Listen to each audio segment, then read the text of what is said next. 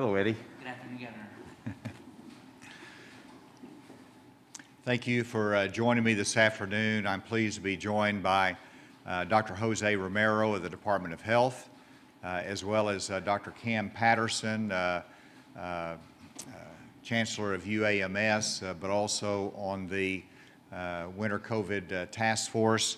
Mr. Larry Shackelford, CEO of Washington Regional Hospital, is by Zoom with us, and we'll have some comments a little bit later. He also serves on the task force.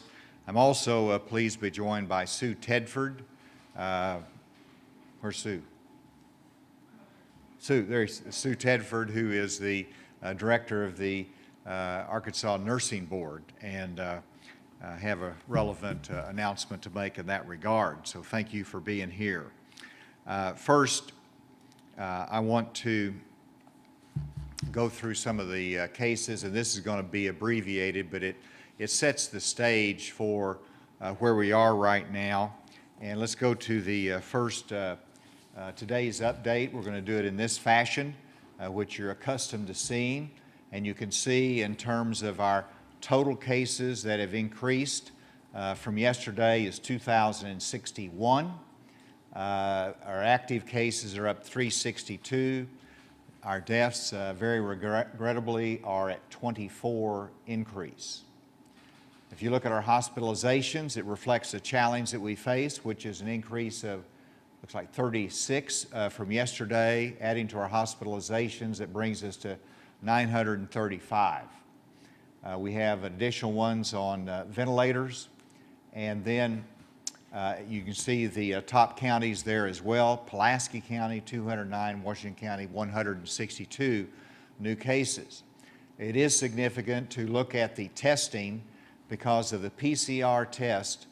Just in the last 24 hours, we have done 15,095 PCR tests, which is a record in a 24-hour period. And the antigen tests are equally high at 3,383. So testing at a record amount, that's a total of over 18,000 tests in one 24-hour period that have come in. The cases of 2,061 new for today are part of our confirmed cases and our probable cases. With that, let me go to the next one, because I want to focus on hospitalizations today and the challenges that we face in space as well as in medical staff. And we're looking at a number of items through the task force on this, but this gives you a perspective of confirmed COVID-19 admissions by hospital region. And this gives you the trend line from November 7th to November 19th. The red and the last one here is the southeast region, and then you see at the top the growth trend at the metro, and these are not the public health regions, but these are hospital regions, so it's a little bit different you usually see. But if you look by region, you can see the trend lines by region. The next one breaks it down in a different way, and these are percent of hospital resources used by COVID patients. And it gives you a Wednesday in white, Thursday in yellow, and red is Friday. So a 3-day look at both hospital beds, ICU beds, and ventilators statewide. And there are modest increases, a slight increase in the number of hospital beds, which means that almost 90% of hospital beds are occupied by non-COVID patients, of course. You got ICU beds, it's jumped from 33 to 34% in a couple of days. Ventilators, 34% to 37%. It shows a trend line, but it also shows the fact that we have a lot of other health needs in Arkansas besides COVID that we have to manage, but the COVID is what is occupying a significant percent of the metrics. And then this goes by hospital region. Statewide, metro, northwest, northeast, southwest, southeast, north central, and Arkansas Valley. And these are hospital beds. You can see the management challenge, and so northeast is 18% growth rate that's occupied by COVID patients. but that's down in the southeast to 5%, statewide is 10%. The next one, you'll see it broken down additionally for ICU beds. And here you can see the management challenge again in North Central, which I presume is Mountain Home and Harrison area. North Central, 69% of our ICU beds are occupied by COVID patients, in contrast to 28% in the Northwest, 24% in the Arkansas Valley. You go to the next one and you'll see ventilator usage. And again, the Northeast is at 62% vent occupancy by COVID patients, and that varies down to 28% in the metro region. And so every region has a different look, and you cannot just simply look at it by region. You got to look at it by statewide when you're trying to manage all of these resources. And so with that, I think that's the last one there. Let me come back to turn this over to Dr. Patterson to talk about what we're doing in terms of our essential healthcare workers and trying to standardize that with our task force that's been meeting on that topic. And I believe he also wants to set the stage for what we're trying to do to manage this statewide population. Dr. Patterson. Thank you, Governor Hutchinson. So I wanted to give everyone a little bit of insight about the Winter COVID Task Force and what the task force is working on, what we've been up to. Over the past week, Governor Hutchinson has convened 2 meetings of the Winter COVID Task Force. The task force has also been divided up into specific subcommittees. I chair the Resources Subcommittee. Our subcommittee has met 2 additional times. So this is a subcommittee that's been asked to do work, and the work is getting done. There are good news as we scan the state in many areas. As we've looked at resources, for example, PPE, through the work of the Department of Emergency Management, we have over 60 days statewide supply of PPE, and all hospitals are reporting that supply chains are moving well. You saw today almost a record number of tests being done, so the testing resources are not perfect, but they are certainly considerably better than we have been able to talk about previously. And you'll hear some very good news that has come out of work of the subcommittee in a second, related to how we're improving the human resources, having people at the bedside able to take care of patients. In addition to that, this week, 2 other important objectives have been met by the task force. One is to provide consistent guidelines across the state for how we bring caregivers back to the bedside in the event that they've either contracted COVID-19 or have been exposed to COVID-19. And to give you a sense of the magnitude of this problem, just at UAMS alone, we have almost 400 employees who are currently under quarantine. So those are 400 employees who cannot be at the bedside to manage patients. And that creates all kinds of challenges for us as we are constrained by increasing numbers of patients in our hospitals. So through the assistance of the Arkansas Department of Health, and I particularly want to give a shout out to Naveen Patil for his work on this, we've created guidelines for essential hospital workers and how we quarantine them and when we decide to bring them back. So for anybody in the population who's been infected with COVID-19, the typical protocol is for those individuals to remain at home and in isolation for 10 days after diagnosis of COVID-19. And for those who have been exposed to COVID-19, the current guidelines are to remain quarantined for 14 days. For essential healthcare workers, the guidelines under current circumstances, as enumerated in these guidelines, which will be released this afternoon, are that for essential healthcare workers who have been exposed, they may be tested by PCR 5 to 7 days after exposure. And if that test is negative, those individuals can return to the workforce with enhanced precautions. In addition, we provide guidelines in the instance in which a hospital is in desperate need of bedside caregivers, and those extreme conditions don't currently exist. We hope that they never exist, but under those extreme conditions, if an essential healthcare worker has been infected with COVID-19, they may return to work if they are asymptomatic, if they are only treating patients who are COVID-19 infected, and if they are segregated from employees who are not COVID-19 positive. So as I said, we'll be pushing these guidelines out to the healthcare community across the state this afternoon. In addition to that, we've been looking at whether we can apply our TraumaCom system to assist us in managing healthcare resources across the state. We have not implemented the utilization of TraumaCom yet under these present circumstances, but it may provide us with an enhanced resource to manage COVID-19 patients because as Governor Hutchinson just demonstrated to you, the problem is not spread evenly across the state. So what is TraumaCom? TraumaCom is a system that's set up, it's housed in the Department of Health. It's statutory. It was created by the legislature in 2009. And TraumaCom does two things. One is it assesses the resources that are available for individuals who have been subjected to trauma. So what resources does a hospital currently have to manage those patients?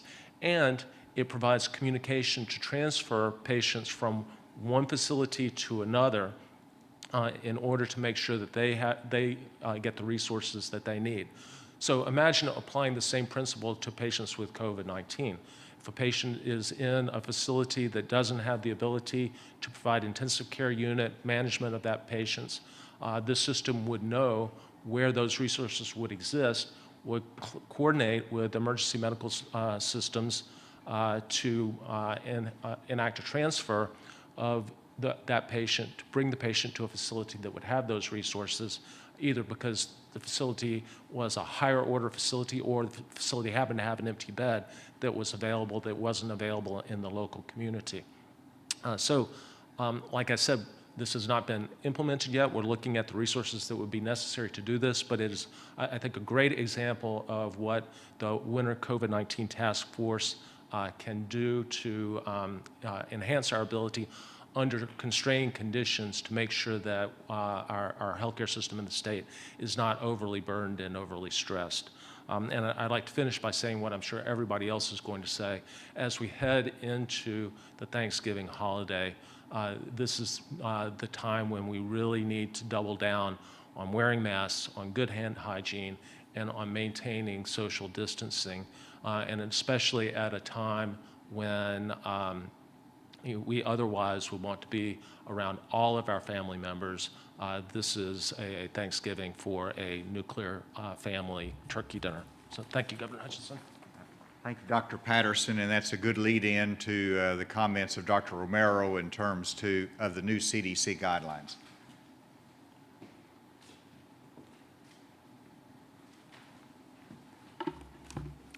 Thank you, Governor.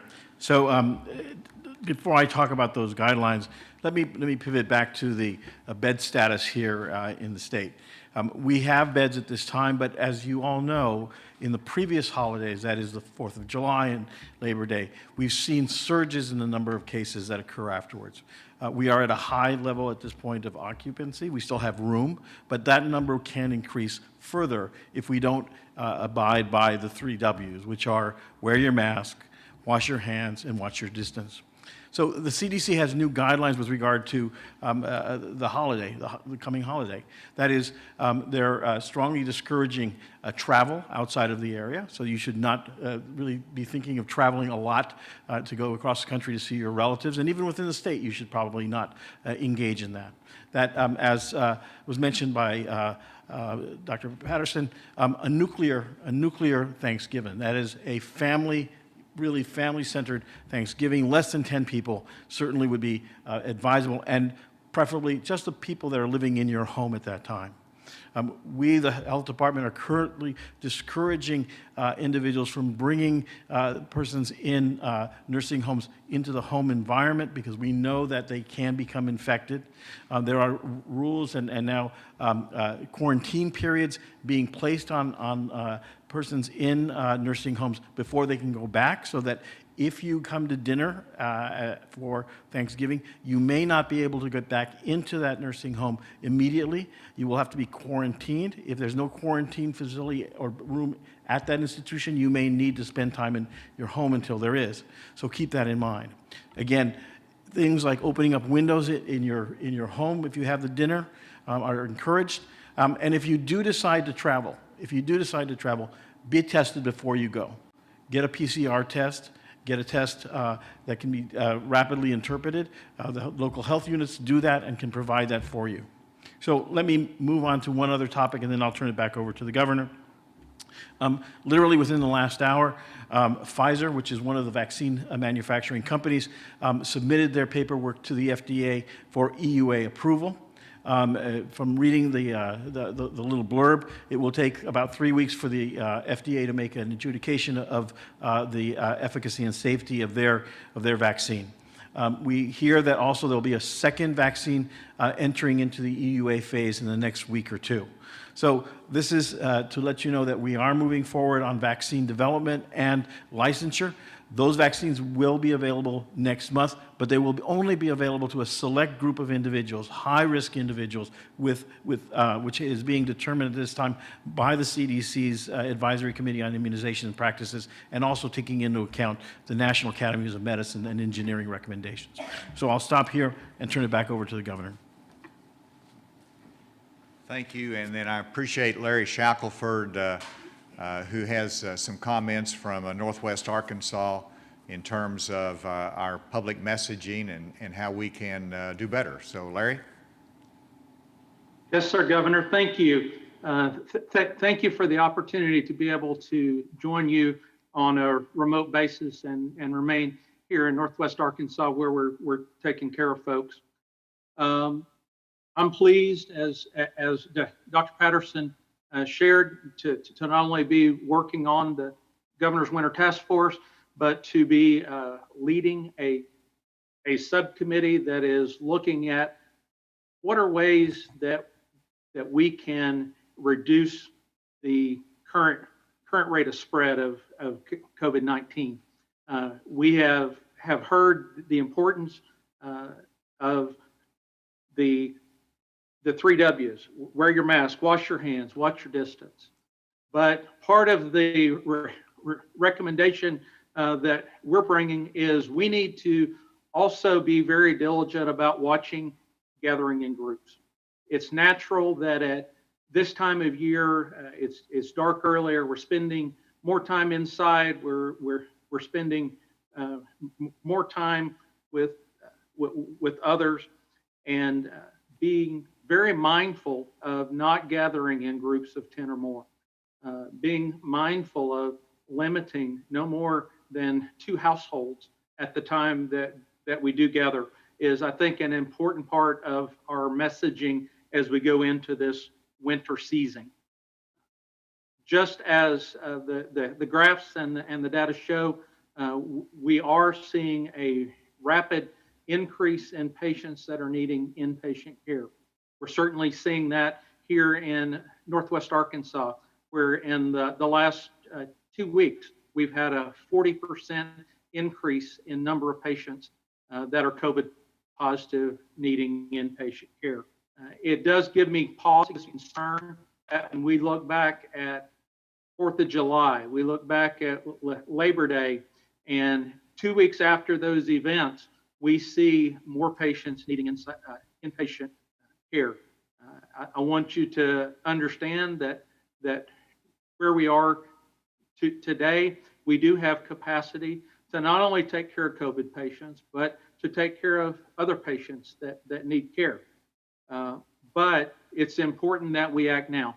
If we see 2 weeks from today the kinds of increases that we've seen 2 weeks following other hospitals, then we are going to be at the point that it will be challenging to meet those needs.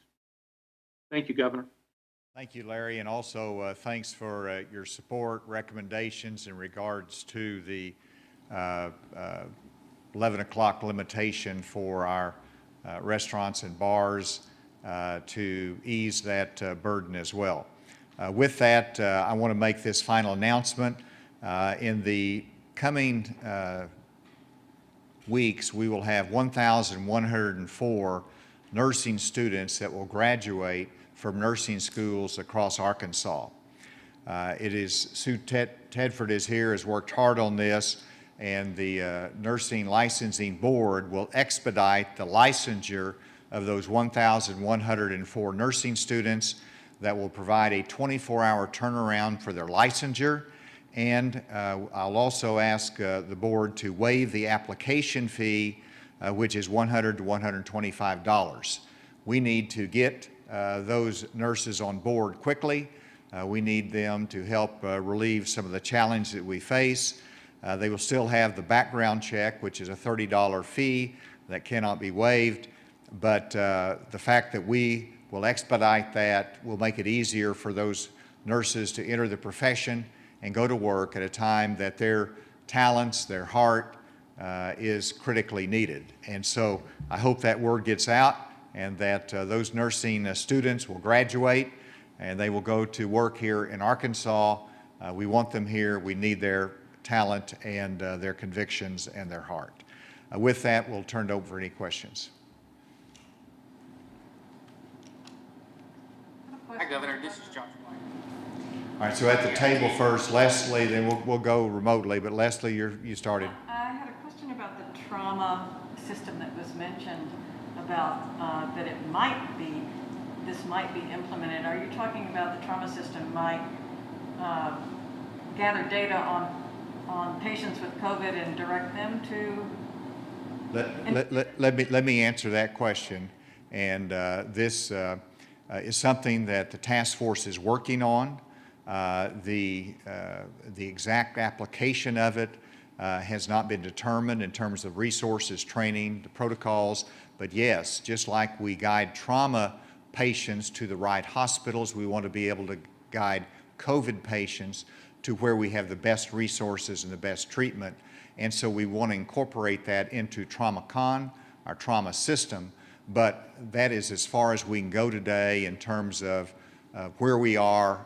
And hopefully, this is the kind of statewide coordination that will be useful and helpful. We wouldn't necessarily have shown up at a hospital and be in the regular trauma dashboard. They would just be Separately treated under a coordination system. Remotely, was that Andrew I heard? No? Hey, Governor. Had a couple questions for you regarding your announcement yesterday on the earlier closing time for bars and restaurants and clubs. First of all, I just wanted to see if you or some of the task force members could elaborate on why 11 o'clock? Was there some research that backed this up or gives you some confidence that this time would make some impact in terms of curbing cases here? And the second question I had was just wondering, is this as far as you think the state can go in terms of additional restrictions on businesses, or are there other restrictions that still are on the table? And if so, what's kind of the what's the number you're watching for to revisit whether there needs to be more restrictions beyond an early closing time? In terms of why 11 p.m. was selected, in talking with our Director of Enforcement, with our Department of Health compliance officials, that led to this discussion. Of course, our ABC agents are there. They understand the atmosphere. They understand where the compliance is likely to take place, where it might get a little bit less than that. And so, whenever we're trying to minimize undisciplined gatherings of people that are not in compliance with public health guidelines. This was a recommendation that came. Larry Shackelford might have additional comment on that. Larry, did you want to say anything more on that? Yes, so that was very, very much as we talked through that recommendation. That was the guidance from Arkansas Department of Health, and we certainly are looking at what we would consider to be high-risk activities and things that can be done now to help that risk moving forward. Thank you, Larry. And on the other part of the question, I've been asked a lot, are we going to put further restrictions on? Are we going to get nervous about our businesses? And the answer is our businesses are working very hard on compliance. And I've indicated on numerous occasions that we want to keep our businesses going. We don't want to slow them down. We don't want to put undue hardship on it. We want our decisions to be based upon good facts and analysis. And so we don't see a justification for any further economic restrictions, that there's not any way to compensate for the losses. And so that's an important part of the equation. We want everybody to be disciplined, to follow the guidelines. We want to be able to insist upon compliance, and that's why they're working hard in that area. But we want our businesses to do well, and particularly to reward those that have done well, and not to just across the board say we need to close gyms, for example. The gyms that I know are working hard to comply with the public health guidelines, and we're not seeing a repercussion from that. As Larry and others have mentioned, it is the social gatherings that has been a challenge, and this is an unregulated area. We can't go into homes. We're not going to be doing that. We're not going to have a social police, but we can educate, and we can try to make sure that those smaller groups are discouraged, or those larger groups are discouraged. Next question. Governor Mike McNeil at MagnoliaReporter.com. Even before the COVID crisis, rural hospitals in Arkansas were having difficulty recruiting nurses. Signing bonuses are common. $5,000 signing bonuses are common now. Are you concerned that a bidding war might break out for nurses and other medical professionals? And if so, what steps might be taken to make sure that this resource is spread fairly across the rural areas of Arkansas? Well, there is a bidding war, and that's very much a challenge for our hospitals, not just rural, but urban as well. And, you know, bonuses are promised, you know, they become traveling, and we have to recruit others, healthcare professionals. And so it is a challenge. All I can say is our task force, myself, we're looking at that to see if there's any relief that can be provided, but we don't have any specific solution right now. That's something we're continuing to look at. This is Alex with Channel 7. Regarding the latest directive, what is it about January 3rd? Why was that date chosen? I believe we picked 45 days out, if I remember. And so, but also clearly, you know, whenever you look at how long we're going to have this, you've got Thanksgiving, you've got Christmas, and you've got New Year's. And all of those are where we have an atmosphere that is just real tempting for everybody to get together. And so to me, it made sense based upon the advice that I received that we continue that through January 3rd. You know, if our cases zip out the window, if they go down dramatically, if our hospitalizations go down, hopefully we can lift that before then. But I think it's safe to say on the trajectory we're on that it needs to be January 3rd at this time. Hopefully it won't have to be extended beyond that. Hi, Governor. This is Josh White at KEIT. I've got a question for you. The the gentleman from Washington, from Northwest Arkansas brought up a point that the 11 p.m. curfew was to try to curb some of the numbers. Was there any given thought that getting thousands of students together after the Thanksgiving holiday, that could curb the numbers as well, especially since half the schools are seeing at least 5 or more cases in them now statewide? You're talking about K through 12 schools? Yes, sir. Well, I will certainly invite Larry to comment on that. As I think the question I would ask is, where will those K through 12 students go and congregate if they're not going into an environment of the school? I don't think they're going to stop congregating necessarily. It'll just be in a much less disciplined fashion, perhaps. But Larry, do you have a comment on that? No, sir. We talked about numbers in terms of getting that message of what we as individuals or families are choosing. So when we talk about numbers of not gathering in groups, that was where that was coming from, sir. Next question. Yes, right here. Based on contact tracing or any research that our Department of Health has done, do we see any trends of this surge in cases? Where are we seeing these cases come from? Dr. Romero?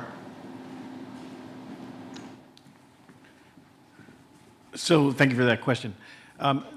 We are constantly looking at our contacts and seeing where we could be finding this. We have not found any single point source. We continue to believe that this spread is coming primarily from small gatherings in our communities, but we've not identified a specific source that we can put our finger on. Thank you. Is it that it's rampant at this point? Is it? I don't say that it's rampant. I think that there's widespread communication of the disease in our state, but this can still be controlled. I mean, we need to try to control this, and we can do so by means that we've talked about before. We have time for one more question. Governor, good afternoon. It's Neil Gladner in Hot Springs. With regards to the testing, big testing numbers, could you or Dr. Romero update us, please, on what's the turnaround time like? There have been some people who haven't taken tests because they didn't want to stay home that long. What's the turnaround on both the health department and on the commercial labs? Has that improved? Dr. Patterson? So the turnaround time depends on, the turnaround time depends on whether the facility that you go to has the ability to do tests themselves or whether the test can be sent out. If you come to a facility like UAMS or Washington Regional or other big medical centers, the turnaround time is going to be usually less than 24 hours. At UAMS, depending on our platform, it's anywhere between 3 hours and a little bit less than 24-hour turnaround time. If the requirement is to send out to a regional center, then turnaround time is typically less than 48 hours. If you have to send out your test to a national center such as Quest, recall that at our worst, it was taking a week or more to get tests back. If you look back in time 3 or 4 weeks ago, it was taking only about a day to get tests back from Quest. Now, because of the fact that the numbers have gone up so dramatically nationally, the turnaround time for Quest or other national centers is creeping up to 3 or 4 days again.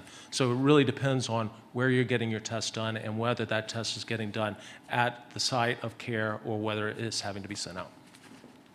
Thank you, Dr. Patterson. I know our experts here will be available for questions afterwards. I have a commitment I've got to go to. Thank you very much for being here on a Friday. Have a good weekend.